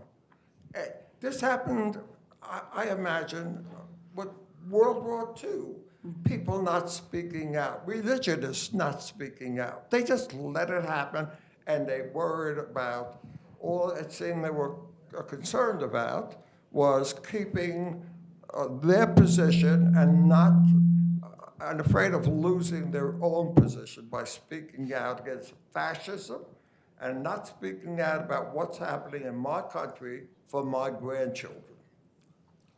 I'll take this just because this very, I think, capably encapsulates what would have been my answer to the 2 questions ago, but of what would you want your faith to say and what is your faith to say. So to the extent that Judaism bears a special responsibility in moments like these, it's our legacy as a people that we are supposed to speak out when horrors happen. We are supposed to speak for others just because we have a rich 5,000-year history of you know, other people not necessarily speaking out even when they know it was wrong. So I think there is a lot to that. I also think it's a lot harder than it maybe sounds when we're talking about it here. I think it is hard to call people out at all times. I think it is hard, to John's point at the beginning, to go to dinner at Thanksgiving and to get into a scuffle with your family members. Nobody wants to do that. But at some point, I think that there becomes an obligation. I don't know exactly where the line is on that, but I do firmly believe that you are right. I don't believe that enough people have been doing it. And I will tell you that it is especially challenging for politicians, because political scientist David Mayhew said politicians are single-minded seekers of re-election. And for them to take steps that are promoting a moral code or a moral framework or drawing a line in the sand, but might be disadvantageous to them politically, is like asking them to unplug themselves from oxygen. And so I would just say that, yes, you're right. Yes, I think it's what Judaism sort of represents in this conversation.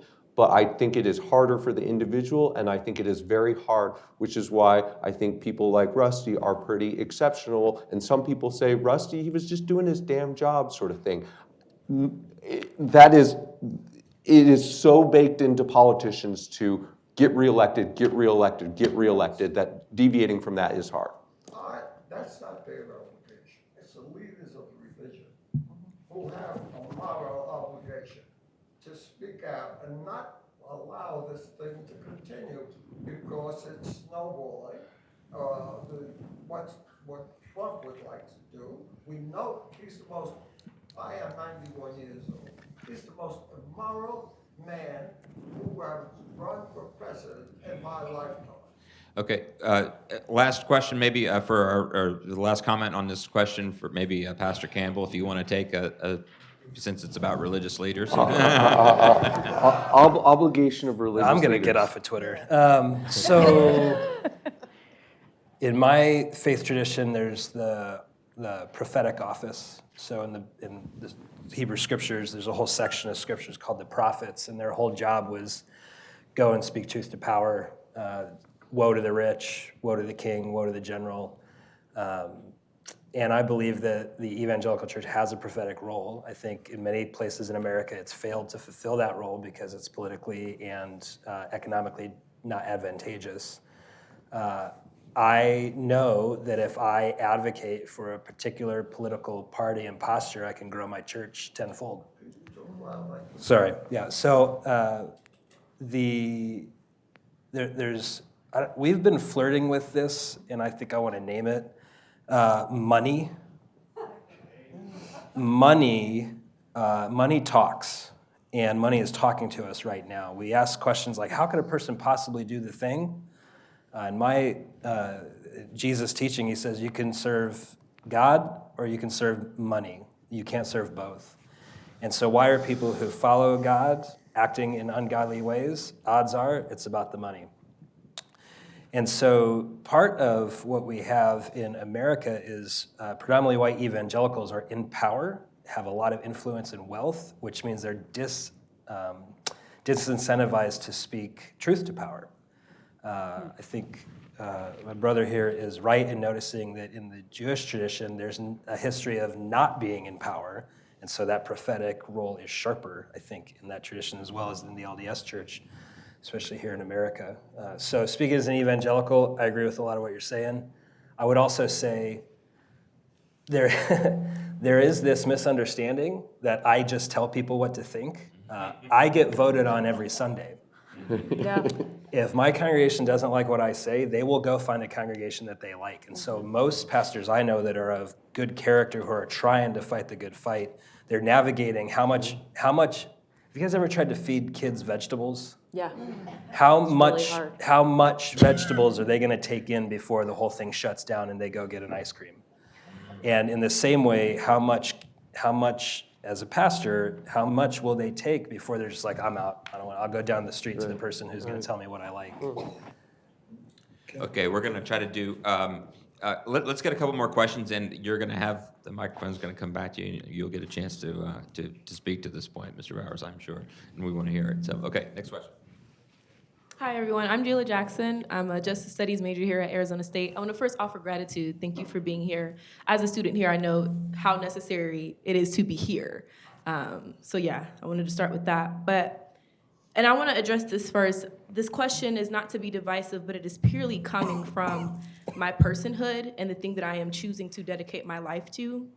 And this is more for Ms. Epstein, but please, anybody, feel free to lean in. Is the framework for this conversation about new or unique challenges to our democracy or ongoing concerns about our democracy?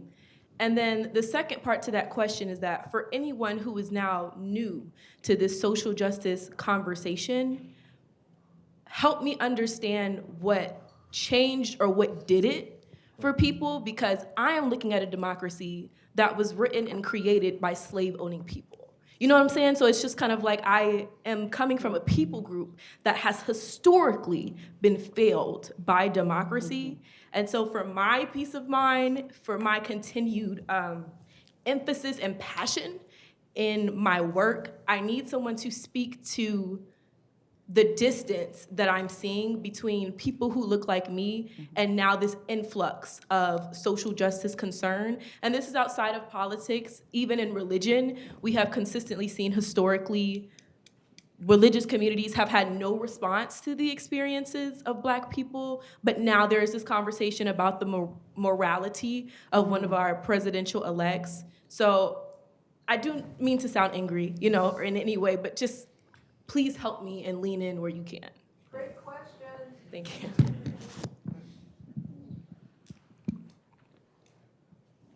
Well, thank you for bringing your question and for being here. Being here is really important. I'm honest.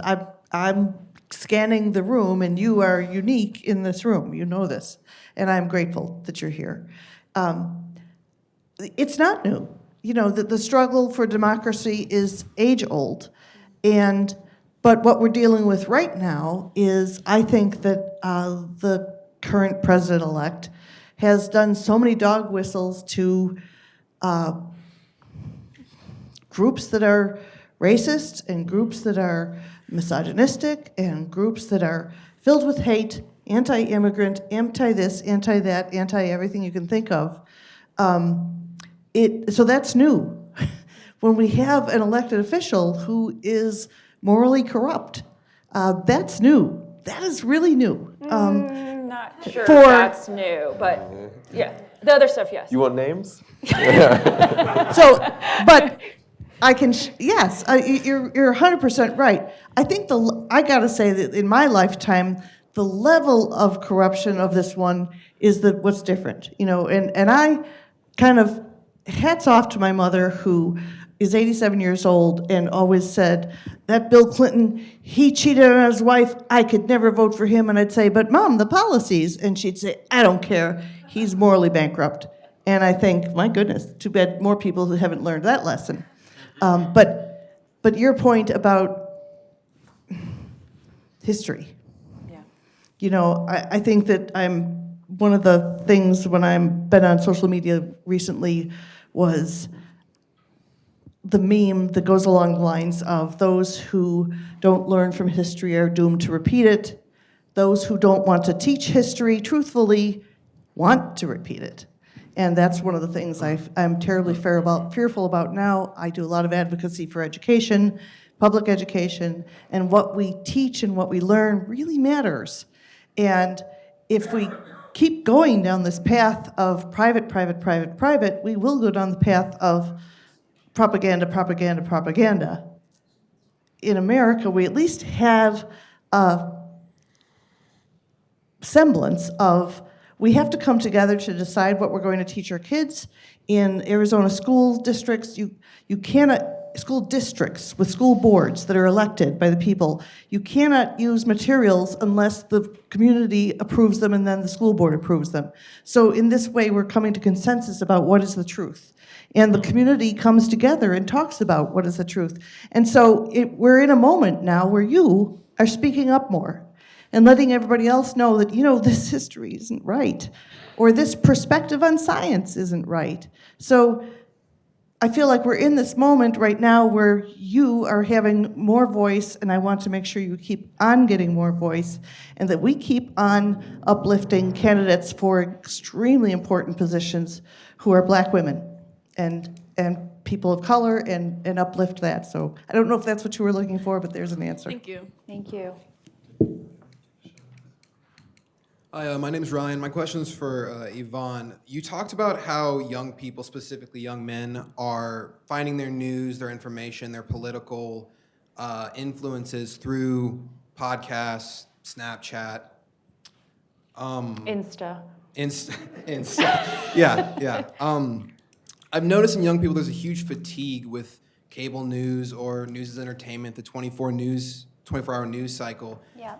If y'all, Stephanie, you're welcome to this as well. If you guys could use your imagination here, like what is the happy medium there, where we're balancing between people that are trained, that are professional, that know how to do this, that know how to tell stories, versus an armchair journalist that just focuses on freedom and access to information. Is there a medium there, and what does that look like? How do we change a media landscape that helps young people stay informed, but also informed well and educated well?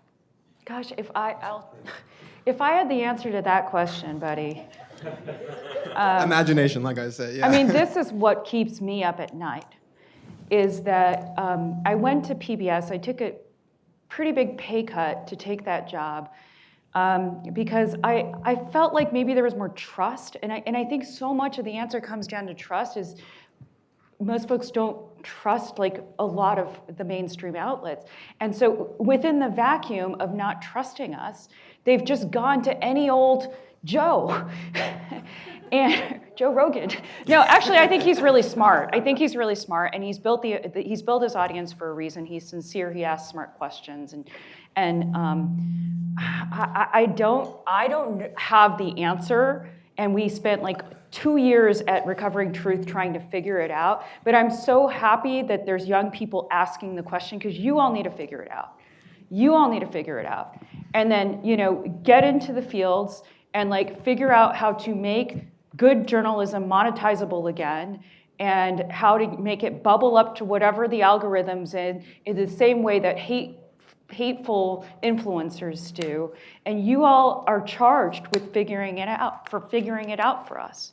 And then you tell us, because I don't know. I just keep doing what I do and sometimes feel like I'm farting in the wind, because is it reaching? Is it reaching the people? And so, I don't know, maybe Yvonne has the solution. I certainly don't have the solution. I do think there are always going to be journalists, and there's always going to be news, and that we need to do a better job of distinguishing what is an opinion hot take versus what is actually like factual information, and perhaps delivering it in a way that not everything is breaking news, and not everything needs to be the absolute thing that you need to know of that moment. Not everybody needs, I think when I was coming here, there was a headline about Matt Gaetz, and it was the end of the world. It is not the end of the world for a lot of people. They are not consuming information that way. And so I think being maybe a little bit more measured is about how we deliver news and how we characterize it, and also being very creative. I mean, again, going back to my 11-year-old, he watches these YouTube videos called Country Balls, and they are balls with flags that tell the history of our country in like very different ways. He's like all the way up to like 1978. He knows more about our country, and it's factual, than I do. And the way he's able to consume it and digest it is really remarkable. And if we could apply that sort of creativity to the way we tell news, perhaps we would see a little bit more growth and success in young readers. Thank you. Good question. Okay, so the live stream is going to be ending shortly, but we've had two people here standing very patiently to get their questions in. So I'm going to ask them to ask their questions, both of them at the same time. Direct them to a particular person, please, if you want to hear from someone. And then we're going to wrap things up here and go eat some cookies for all the people who stuck around to the very end. Okay. Mine was kind of for all you guys, but I guess it could be directed towards some of you more than others. I was interested you talked earlier about how some of you have been indirectly martyred, standing for your principles and your values, what you guys deemed was important, especially within your religious communities, but also just your community or your representation in general. How do we find ways to fight populism as it rises, not only within the Republican Party now, but I see an inverse response, most likely coming from the Democrats as they search to find themselves after an election that was, in a lot of ways, it didn't go their way. How do we find ways within both of our communities and in the broader landscape to fight populism? Great question. I'm an education student here, and I taught a 7th grade class today on tyranny. And the only way that I could wrap up the lesson and still feel right about it was to say that we're so lucky that our forefathers gave us these guards in our Constitution, save it be by the will of the people. So my question is, do you think the Constitution is strong enough to hold, and also can love get us through this dark hour? Great question. Mr. Bowers. Thank you. I've made it obviously rather public that I believe, and my faith believes, that the Constitution was inspired. What does that mean? And I tried earlier to say that there are rights and privileges in the exercise of religion that are guaranteed in a document. And there are other rights, not particularly religious, that are also guaranteed in the document. But the document is like this piece of paper. And that's why they protect it in a fireproof room. You can throw the paper away. It's what we feel about the principles in the document. The danger of populism. Is the danger of populism somehow equal to the unfettered democracy? Unbridled? Absolutely the majority rules? So, I believe that the principles are divine, that they apply to all men. And do I think love can get us through it? I'm not John Lennon, and so I don't sing so well anymore. But I think love, in the aspect of not erotic, but of a respect for human people, my fellow man, that love is absolutely essential in us moving forward. Without it, that respect of a created entity, that I can say, I am no better. I'm here to serve, I'm here to help. Why? Because I actually love my neighbor. And if we can do that and hit a critical mass in that, or maintain a critical mass, then we'll make it. If we don't, we won't. Anyone else want to add to that? I dare you. Okay, now Mitzi's going to take it there. All right, great. On the one hand, I get it, how do we fight populism? In that sometimes what's popular is actually very bad for the people with whom it's popular, ice cream, whatever. On the other hand, it's what we need. I know you agree with that too, yes. So I think that it's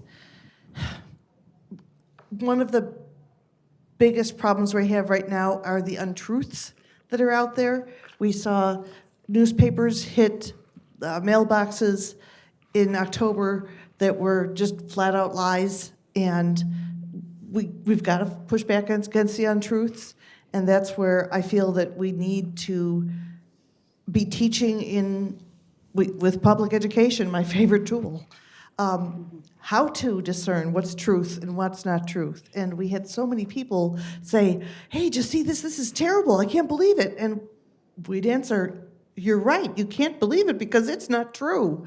That article is not true.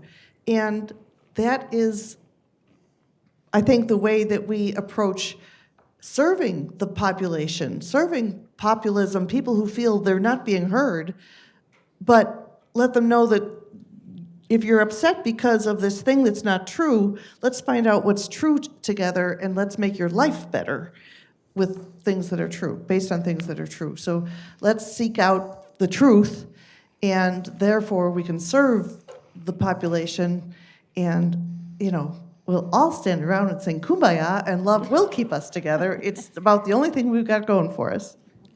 I can't think of a better way to end than on truth and love. All right?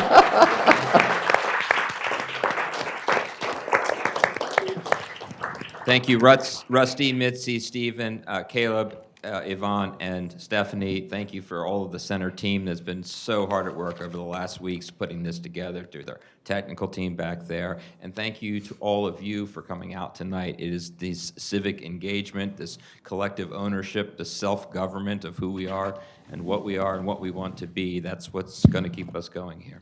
So thank you, and have a nice evening.